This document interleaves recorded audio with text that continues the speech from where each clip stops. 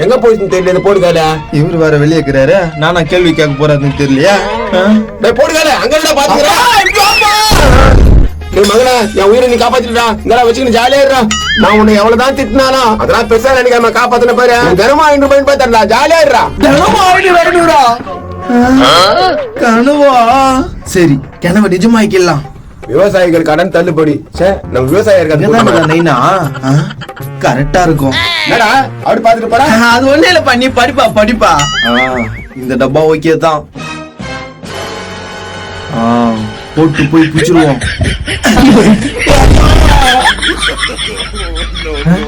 இன்னும் வரல டப்பா. என்னடா பாத்துக்கிறாங்க? உன்னை காப்பாத்த வந்துக்கிறேன்பா. மேல இருந்து டப்பா உயிதியா? மூதவி, அது எப்போ உயிது நான் பாத்துக்கிறேன்டா. ஐயோ டேய், வேணா உங்க அப்பா மேல டப்பா போட்டா.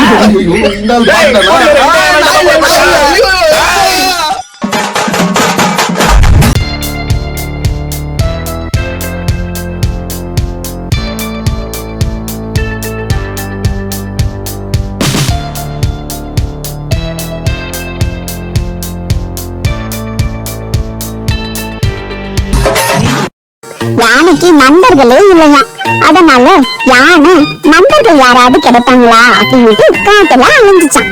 அப்ப ஒரு குரங்கு பார்த்துச்சான். குரங்கு பார்த்த உடனே ஆசையா, நீ என்னோட நண்பனா இருக்கிறியா குரங்கு அப்படின்னு கேட்டுச்சான். அதுக்கு குரங்கு என்ன சொல்லிச்சான், நீங்க ரொம்ப பெருசா இருக்கீங்க, என்ன போல உங்களால மரத்துல எல்லாம் ஆட முடியாது அப்படின்னு சொல்லிச்சான். அதனால நீங்க என்னோட நண்பனா இருக்கவே முடியாது அப்படின்னு சொல்லிச்சான் குரங்கு. ஆனா யானை அதோட முயற்சியை கைவிடலையாம். நரிய பார்த்துச்சான். நரிக்கிட்ட கேட்கலாம், நான் உன்னோட நண்பனா இருக்கட்டுமான்னு கேட்டுச்சான். அதுக்கு நரியும் இதே பதில தான் சொல்லிச்சான், நீ ரொம்ப பெருசா இருக்க அப்படின்னு சொல்லிடுச்சான். அது புலி எல்லா விலங்குகளையும் தாக்குறதுக்காக வந்துட்டு இருந்ததான். அதை பார்த்த யானை, அச்சச்சோ நம்ம நண்பர்களை எப்படியாவது நம்ம காப்பாத்தி ஆகணும் அப்படின்னு நினைச்சு தண்ணீர புலி மேல விசிறி அடிச்சு பயமுறுத்திச்சான். நீ பயந்து ஓடியே போயிடுச்சான். நீதான் என்னுடைய நண்பர் அப்படின்னு சொல்லிச்சான். யானைக்கு ரொம்ப சந்தோஷமா ஆயிடுச்சான். இது எதிர்பார்ப்பு எதுவுமே இல்லாததுதான் நல்ல நட்புக்கு அழகு. தெரிஞ்சுக்கோ.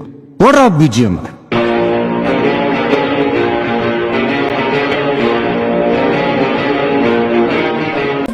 எதுவுமே நடக்காத மாதிரி ரியாக்ஷன் காட்டுற அந்த மூஞ்சி எங்கடா வாங்கின நீ? டேய் ஒண்ணு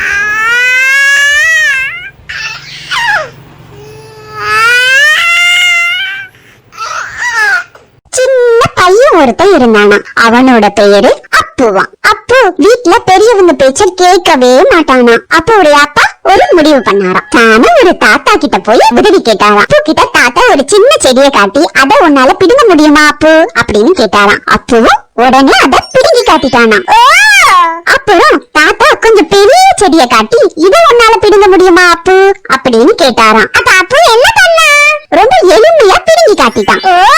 அப்புறம் தாத்தா வயதான ஒரு பெரிய மரத்தை காட்டி, இத உன்னால பிடுங்க முடியுமா அப்பு அப்படின்னு கேட்டாராம். அப்ப தாத்தா அப்பு கிட்ட சொன்னாராம், தீய பழக்கங்களும் இது போலதான். சின்ன செடியா இருக்கும் போது முளையிலேயே கிள்ளி எரிஞ்சிடணும். ரொம்ப வளர விட்டா என்ன ஆகும், தீய பழக்கங்களும் பெரிய மரம் போல மாறிடும். தீய பழக்கங்களை நம்ம தினமும் செஞ்சுட்டே இருந்தா அதுல இருந்து வெளியில வர்றது ரொம்ப கஷ்டம் அப்படின்னு அப்பு புரிஞ்சுக்கிட்டானா. சந்தோஷமா ஆயிட்டாரா அப்பா.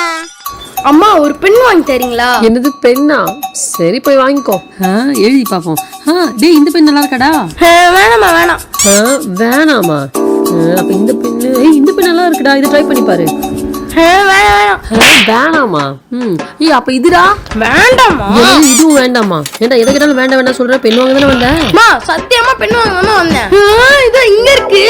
இது என்னடா புதுசா இருக்கு? நீங்களாம் பட்டிக்கடா அதெல்லாம் பாத்துக்க மாட்டீங்க. பட்டிக்கடா? அப்படி என்னடா பெண் அது? சரி இந்தா எழுதுதான், எழுதி பாரு. என்னது எழுதி பாக்கணுமா? இது எழுதுற பெண் இல்லமா. அப்புறம் இந்த பெண்ணை ஓபன் பண்ணி கீழே திருப்பி விட்டா ஜெல்லி வரும். அவ்வளவுதான், சாப்பிட்டா டேஸ்டா. பாவி, இதுக்குதான் இங்க ஆர்ப்பாட்டமா? வணக்கண்ணே. வணக்கம்பா. அண்ணே வணக்கண்ணே. இவளா? இவ சரியா திருடியாச்சே. இன்னைக்கு எதை திருட வந்திருக்கான்னு தெரியலையே. கண்ணு கருத்துமா பாத்துக்கணும்பா. அண்ணே ஒரு கோதுமை மாவு. அண்ணே ஒரு ஆயில். இன்னைக்கு நீ எப்படி திருடுன்னு நான் பாக்குறேன். அண்ணே ஒரு சன்ரைஸ். சன்ரைஸா? வேற என்னப்பா வேணும்? என்ன நம்மளே குறுகுன்னு பாக்குறாரு? ஏதாவது ஆட்டி போட்டு ஆகணுமே. அண்ணே ஒரு லேசு. லேசா லேசா இந்தா. அண்ணா இதாங்கண்ணா. ஓகேண்ணா போயிட்டு வரேன். அப்பாடா போயிட்டா. எல்லா பொருளுமே அப்படியே இருக்கு. இந்த பொருள் திட்டு போல. எங்கடா இருந்தா எம்டி கணக்கானோ?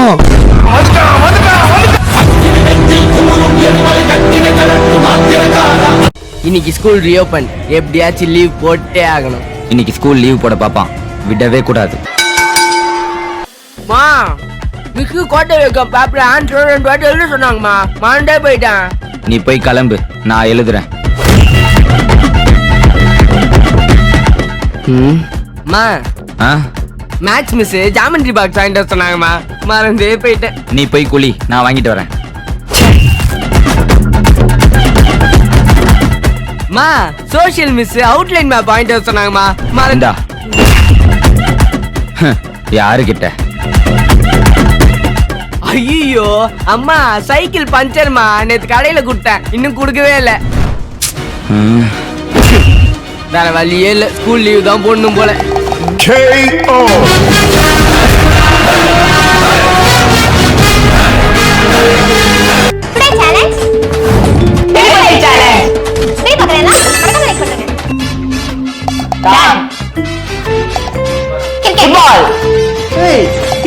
சும்மா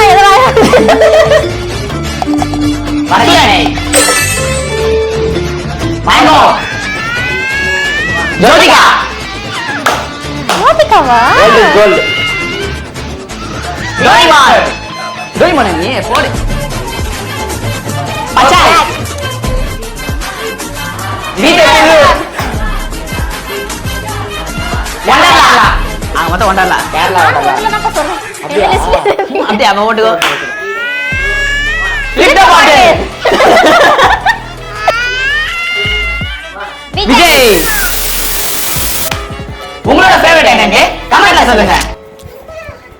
காலையில் சீக்கிரம் எழுந்திரு.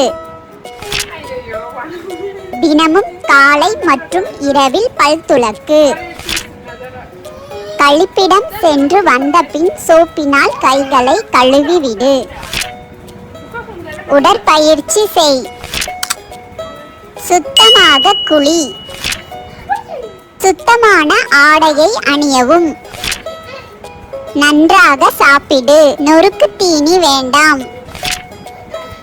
தொலைக்காட்சியை பார்த்து கொண்டே சாப்பிடக்கூடாது. காலணி அணிந்து வெளியே செல். பள்ளிக்கு செல். நன்றாக படி.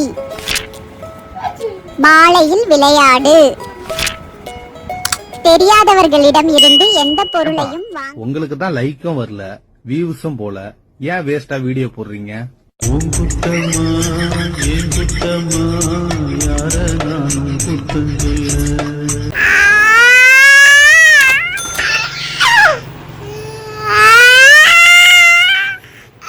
அடுத்து களத்தில் இறங்க போவது புளியந்தோப்பு மற்றும் ராயபுரம். புளியந்தோப்பு டீம் 7 ஆடி வரைக்கும் பார்த்ததே இல்லை. ஃபர்ஸ்ட் டைம் இளவாண்டன் தலைமையில 7 ஆட போறாங்க. இந்த 2 டீம் கேப்டன் முன்னிலையில ரெஃப்ரி டாஸ் போட போறாரு. இந்த டாஸ்க்ல யார் முதல்ல வின் பண்ண போறாங்கன்னு பார்ப்போம். யார் பாரு டாஸ் போடுறது லேட்டா வருது. இது எப்போ வந்தது? புளியந்தோப்புனால வெயிட் கரெக்டா வெயிட் ஆவறது பரவாயில்லை. வெயிட் காரது ராயபுரம். டேய் குண்டா, பெருசா மேட்ச் இல்லடா. முதல்ல உன்னால ஓட முடியுமா?